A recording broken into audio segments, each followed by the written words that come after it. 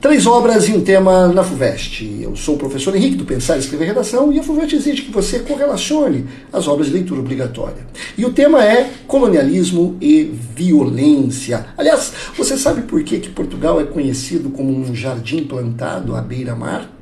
Bom, isso em função da sua localização geográfica, né?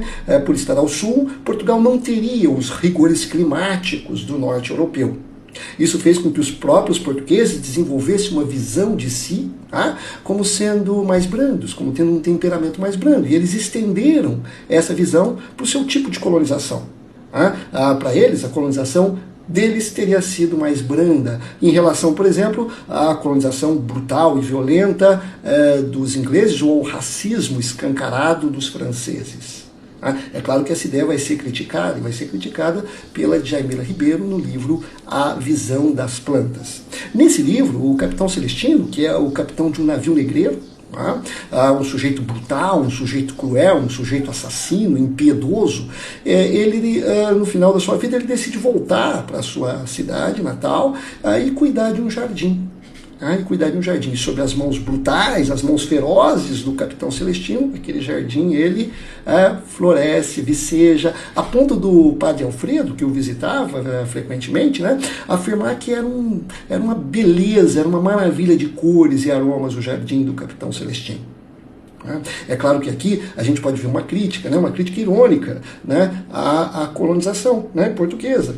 Aliás, a própria história portuguesa, uma história que é contada como se fosse uma história heróica, jubilosa, a gente vê isso, por exemplo, nos Lusíadas, mas que esconde um capítulo brutal, um capítulo cruel, que é o capítulo da colonização. Basicamente toda a história de Portugal. Então, isso em A Visão das Plantas, essa crítica à colonização por trás daquele jardim plantado à beira-mar, uma história cruel, uma história violenta, uma história de racismo, uma história de escravismo, uma história de violência. Bom, nós vamos ver a crítica à escravidão também no poema O Africano e o Poeta, da Narcisa Malha. É um belo poema em que o africano ele toma voz para falar das dores, falar do sofrimento, de toda a trajetória dele como escravizado. Desde o momento em que ele é capturado na África até o trabalho brutal e violento aqui nas fazendas do Brasil. O poeta, no mesmo poema, o poeta se solidariza e consegue, e empresta a sua voz para que o africano possa expressar as suas dores. É bom lembrar sempre que esse poema se relaciona com o poema O Navio Negreiro, do Castro Alves, um grande poeta abolicionista do romantismo brasileiro. Bom, a última obra que eu gostaria de comentar com vocês, que traz também o tema, é a obra Balada do Amor ao Vento, da Paulina Tiziane, uma escritora moçambicana.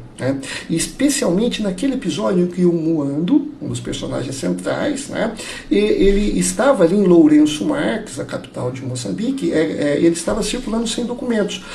Os colonizadores portugueses exigiam aos nativos que circulassem com documentos. Então ele é preso, correto, e como punição ele é enviado para trabalho compulsório. Lembremos que a escravidão não havia mais, mas ele é enviado para trabalhos compulsórios nas machambas, fazendas de posses dos colonos portugueses em Angola.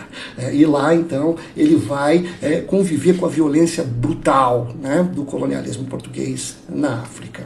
Então é isso, 3 obras e um tema na FUVEST, e até a próxima.